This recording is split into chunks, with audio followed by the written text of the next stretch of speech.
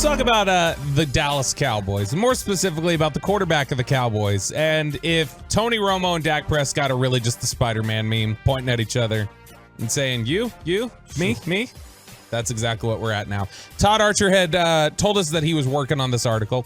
It is interesting to look through pull back the curtain on the process a little bit, that Archer's basically written an article out that he's like, this may never see the light of day. I don't know. Depending on how things go in the playoffs, this will come out or it won't. It'll stay in the shadows for forever. Well, we know what happened against the Green Bay football Packers, and now the article has come out, which the headline reads, why Dak Prescott has become the Cowboys' new Tony Romo. Not is Dak Prescott or how similar are they? Todd's saying he is. They're here. Todd writes, the career arcs of Dak Prescott and Tony Romo have become so similar, they have essentially become the same Dallas Cowboys quarterback. Each showed outstanding regular season success, but left lingering questions in the playoffs. They were teammates for one season, 2016. Calling them teammates is generous, given the way Romo treated Dak Prescott. When the rookie Prescott took over after Romo suffered a preseason back injury.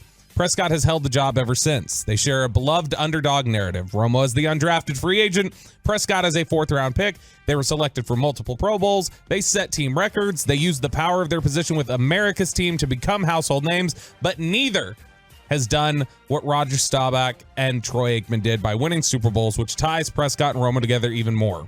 Romo's playoff record, 2-4. Dak's playoff record, 2-5. Romo had 3 chances to advance to the NFC Championship game and never got there. Prescott's chance at a 4th try was wiped out by the Packers after missed chances in 2016, 2018, and 2022. It's not fair to put it all on Dak or Tony, one former teammate of both said. Everyone needed to get it done. Although that is true, the Cowboys quarterback bears the brunt of the responsibility. So that's kind of the opening serve from Todd Archer there, and what is a really good article, and I'll put it up on the Facebook page for you guys to take a look at. But it's not what you said in the break. What? No, I said it's great. It is a good article. This is voice crack. No, because Todd, just know, baby. You are so full of S. I did not say anything about it. So no, he's all butthurt, Todd, because you compared his boy to number 9. And number 9. I think it's an absolutely perfect comparison. It's the same exact thing. Fantastic regular season. Romo had the playoff choker moniker. Couldn't get it done. Will always come up short in the biggest moments. And now we have that right on Dak Prescott. I don't know how you could get more similar with this comparison. There's a lot of similarities. There's similarities from, not necessarily from their actual play, but for the results. However, and Bobby, you like... I even think we've reached a point where the play is similar in terms of style. Like, Romo could run around a little bit more, but like Dak this year, a humongous difference was using his legs. They're both basically pocket passers that pick you apart. Yeah. No one's going to set up quarterback draws. You can run on the move. It's kind of the same style now, too. Romo was a lot of avoiding sacks, scrambling. He didn't necessarily get out there and design runs or anything. But he was much more the gunslinger. He had a lot more Favre in him than Dak does. That was his idol. His idol was Favre. Right. That's who he patterned his game after. But, if you were to go and look at, the first 8 years of Romo, the first 8 years of Dak, Dak each probably one, has him beat. Huh? Does Dak have him beat? Well, if you just use QBR, they were 4-4. Romo had 4 higher than Dak had 4, and then Romo played one more year. And that was his best year with 79.2, which would barely eclipse Dak's best year, which was his rookie year at 77.6. Romo was pretty steady with his QBR. He was between 60 and 70 pretty much his entire career. Mostly, he was really between 60, almost the entire time, outside of maybe 2 years where he was above that. He never dropped below 60.8. Dak's had a couple years below that, but he's also had more years in the 70s than Tony did. Tony had a higher floor. Like, Tony's floor was that was it. He was going to have the higher floor. It's the same thing that we looked at with Josh Allen, where it's like it's the same number. If you take between the two of them, their top 7 QBR seasons, Dak has 5 of them. It's the same number. But it's just that his floor has also generally been lower. Dak's worse. Dak's had a couple seasons where he had entire seasons where he was below 60. Romo never had that. Right. And now Todd is also pointing out a contract similarity that's on the horizon, especially after Michael Gelkin's note yesterday. Yeah, this was something that he writes there. He says, the big question for the Cowboys regarding Prescott this offseason is not health but contract. He enters the final year of his deal and will count $59.4 million against the 2024 salary cap. Dallas's options this offseason include the following. Extending Prescott's contract, which would make him among the highest paid quarterbacks in the NFL, but give them space to retain their own players or add free agents. Option 2, simply playing out Prescott's final year, knowing they cannot use the franchise tag on him in 2025, which would make him an unrestricted free agent. And number 3, adding more voidable years to his contract to make the 2024 cap number more palatable, while also knowing they will add more dead money against the cap in the future. In 2013, the Cowboys faced a similar contractual dilemma with Romo. They could not place the franchise tag on him due to contractual language, and he signed a 6-year, $108 million extension through 2019 that included $40 million in guaranteed money. At the time of the signing, the $18 million annual average made Romo the 6th highest paid quarterback. Like Romo then, Prescott now holds the leverage in negotiations, although unlike 2013. No leapfrogging then, right? His new deal put him at 6, whereas nowadays, we're in that discussion, you leapfrog to 1. Yeah, I mean, like back then, like they still, and I understand it, like you were never going to get Tony to have a higher salary than like maybe Brady or Manning. Although I think he did have higher than Brady because Brady sucked and he was a wuss. Sacrificer. Yeah. Ultimate team guy. He was a terrible union guy. Terrible union guy. Here's the interesting note he puts in there. Like Romo, then Prescott now holds the leverage in negotiations. Although, unlike 2013. The Cowboys have a young quarterback who intrigues them in 2021 number 3 overall pick Trey Lance, whom they acquired from the San Francisco 49ers early this season for a 4th-round pick. Lance, 23, did not take a snap this season and has 102 career pass attempts. If I put out a poll question right now and I said, who do you want to start next season at quarterback, Trey Lance or Dak Prescott, what do you think the result would be? Choppy, you're really good at guessing this because you're looking at the fan text the most. What do you think? I mean, look, at the end of the day, like I think that you would still rather. I think most people would rather have Dak.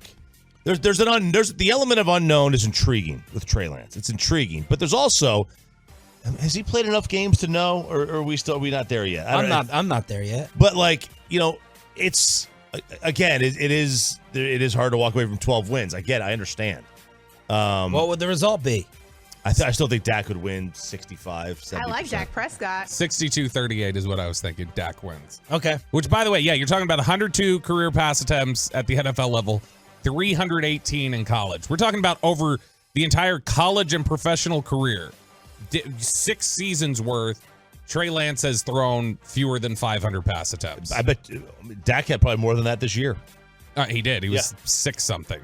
But this is something where it does make you, and this is what we talked about at the time when they traded for Trey Lance. Trey Lance absolutely was a leverage piece. As silly as it sounded, and whether that's a real option or not, the Cowboys still acquired him to create some sort of leverage for themselves because they knew they had none. So they have set up a situation contractually where they could be one and done. They don't have to redo Dak to give him his extension right now. They could go into this year as a lame duck for Mike and Dak. If you want to say goodbye to probably 4 other veterans in the process, yeah.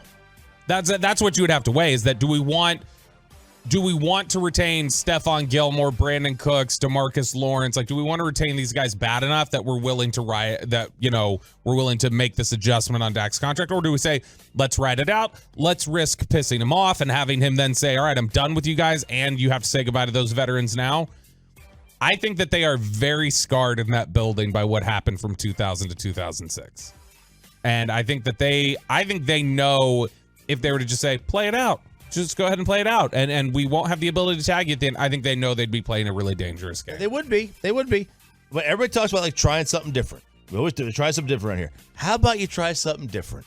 You haven't drafted a quarterback in the first round since the 80s. That's fine. How about you try something different? But when we're sitting here potentially covering, you have to be okay with Chop yourself too. Like, just from the perspective, let's talk about professionally just sitting here in this studio.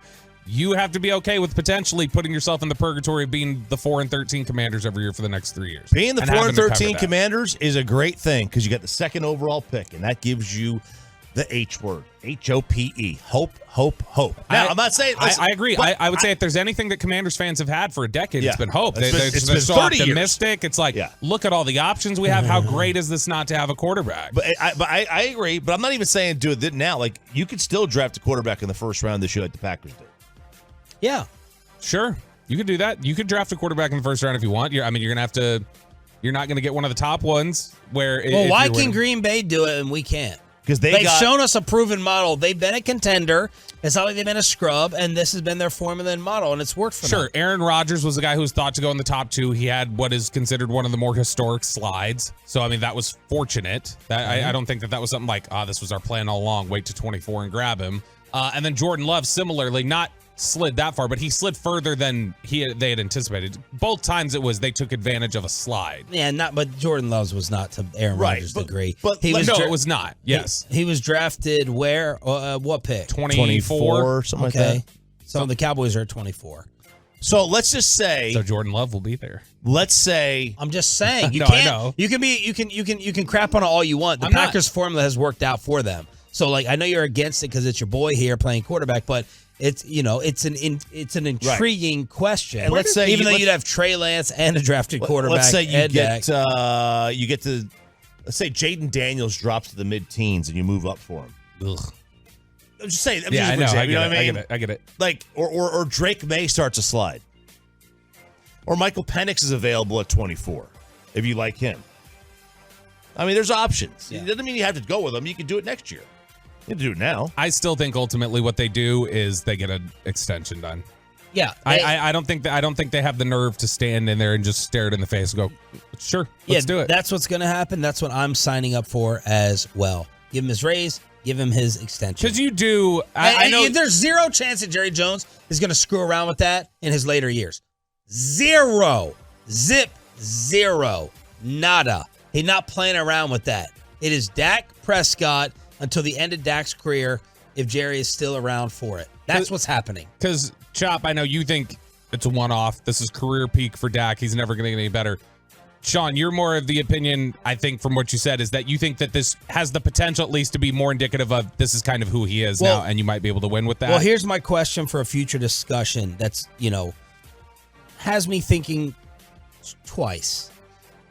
This year that he put up, and it was Atola who sent me this, they said this year that he put up was actually the same as 2 years ago. It's almost identical. So why? Before the calf injury? I don't know. It's nothing to do with the calf injury. It has to do with the watered-down MVP race. So while I've been saying on the show, and Atola is right, the guy's going to finish second and third at MVP. Is that actually not as impressive as it sounds because we had a watered-down MVP year, and Dak had this year 2 years ago, and we weren't calling him the MVP? Like this, you know what I mean? He didn't take an actual huge legitimate leap.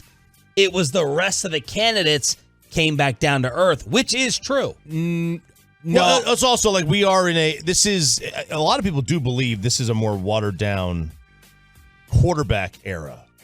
Okay. Now it's deeper, and you've got Mahomes, but we've lost in the last decade. We lost a couple of guys. But this is the same season as 2021. No. I don't think in real if you just look at line scores maybe, but I mean, you remember like the QB. Looking at what? If you just look at their line scores, like if you I'm looking at completion percentage, I'm looking at yards, I'm looking at touchdowns, I'm looking at picks. QBR is 20 points different. The EPA per play is incredibly different. You also got to remember he started off that year incredibly hot. Midway point of the season, people were talking about him as an MVP candidate, and then he went downhill. There was all the talk about the too high shell. It was a completely different player.